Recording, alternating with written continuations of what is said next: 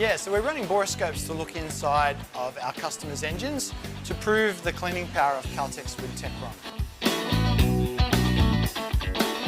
No, I don't have the idea of Borescope. Para pala siyang colonoscopy or endoscopy sa mga katawan natin.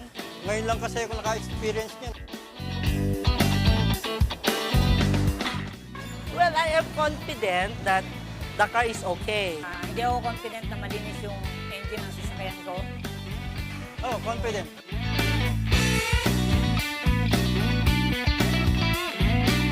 Now the intake valve is the first hot surface that the fuel ever sees inside the engine, and that tends to be the place where deposits can form, and it's the gateway into the engine. So it's where the fuel and air mix travels in and gets burnt.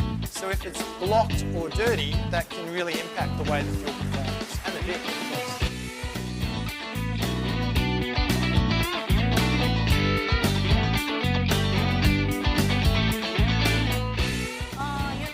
Grabe daw ang dumi ng ano namin. Yung parang may sebo. Parang may sebo yung nakikita ko. Parang sa lababo. Shock ako, grabe. Dumi pala yun. Grabe, dumi. Medyo madumi nga yung mga gilid eh. May mga carbon deposit. Oh my G. After makita yung engine, it's so dirty.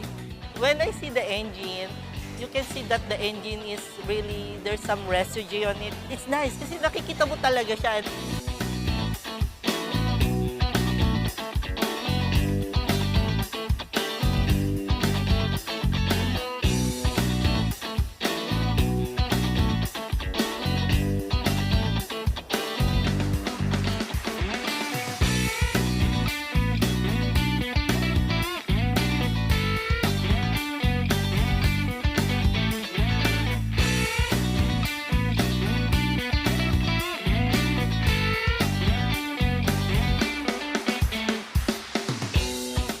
But with Clean and Glide, we also include another additive, and this is a friction modifier, the sort of material that you need to keep metal surfaces from rubbing, to make sure our customers get the best possible outcome in terms of fuel economy. Sobrang ganda ng resulta, kitang-kita.